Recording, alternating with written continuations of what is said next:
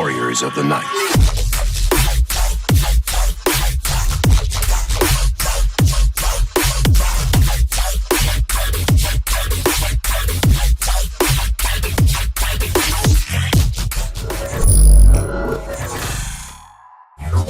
Okay guys, so after this beautiful intro I want to talk about and I want to show you this exact sound here.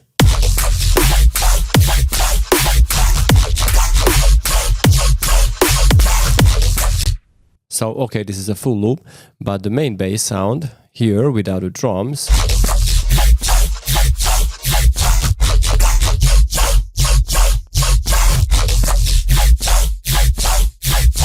is this sound here. And as you may saw, this is coming from Serum. Before we jump into it, let me encourage you to check the descriptions for the preset. Let's talk about the process and the effects what I used. There is an extra OTT here with the chorus effect, which has the Yeoman preset. And this is the best preset for if you want to make rhythm. This is the chorus and the Yeoman preset. Now there is one thing to know. If you don't want to mess up your sound, you need to pull back the feedback, because without that, it will have that noisy tail, which we don't really want.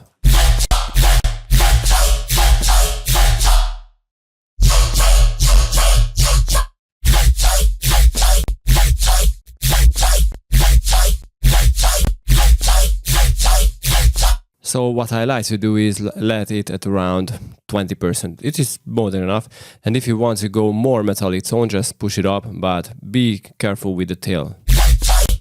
Okay, this is all here in the chorus, and I use an EQ to take care of the middle top frequencies at around 3 and, well, this is 6K, which is the most sensible and the most irritating frequency range. You know, you need to be very careful with this area of the frequency spectrum.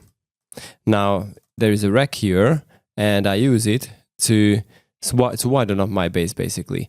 So it is a simple delay, and as you can see, I let the left channel undelayed, but I delayed it the right channel with 15 milliseconds. So this is a Haas effect what I did here, and because it messes up our low end, I click on the bass mono. Now there is one thing to mention. If you use your bass with your sub, I don't recommend doing this because it will cause some very heavy phasing on your sub. So I don't recommend you to do that.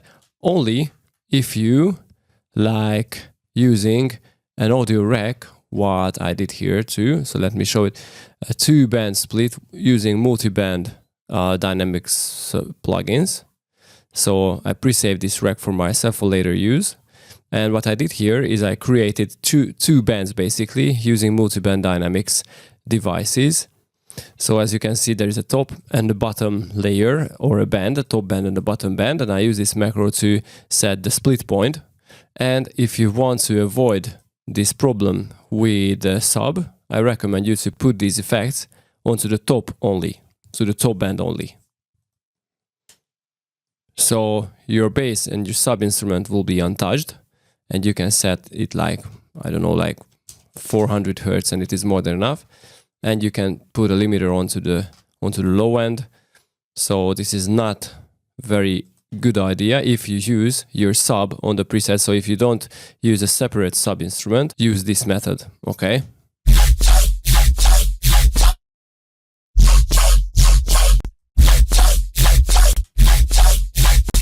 And the saturator at the end. So this is what I did here as post-process. These are not very important stuff because the sound works on itself without these.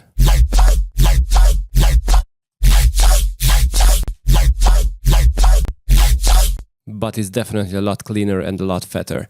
So let's jump into the Serum preset itself. I use the Bad Blood wavetable. Now this is not very important what you use here. The most important thing here is to have some pretty nice overtones, okay? So you can use any wavetable you want. On oscillator B, I use a second instance of it, and I use a PVM mode, and I modulated it with LFO2 on 1/2 time signature. So this is a little slower because the main LFO is on 1/2 but I added some rhythm using the LFO waves basically. So oscillator B modulates oscillator A, and as you can see, I use frequency modulation on oscillator A coming from oscillator B. Now the flange filter is a little more important stuff here, because this is what creates that metallic kind of pitch bend suite.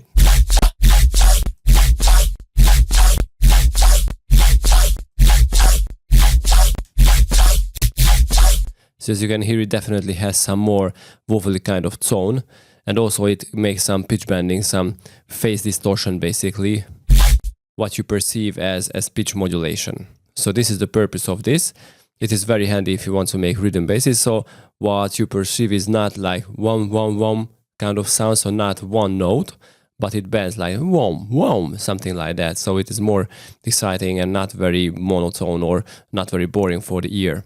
I use a sub and it goes directly out from the synthesizer, and on the effects I use the hyperdimension, but only the dimension expander, and the size is pulled back, so I didn't want those nasty tails. So I don't want that. I also use a tube distortion, but I use an HP filter on post, so after the distortion I use an HP filter, and I modulated the frequency cutoff-with with pretty high resonance. So this gives some more wobbly, more kind of talky kind of effect to it. And I also modulated the drive and the mix, because I didn't want to have too much distortion where the modulation is on this stage. Okay, so where there are no too much overtones, but some sort of subby kind of tone we get here. So I didn't want to distort that part of the sound. I also used the flanger to add some more metallic tone to it, and the phaser to make it deeper.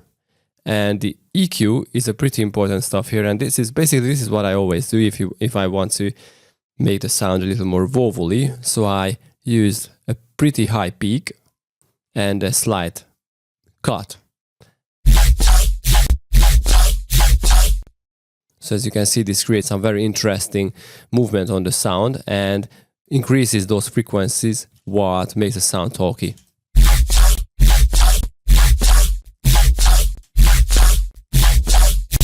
And an OTT at the end. So this is all, and this is a very, very simple preset, I would say.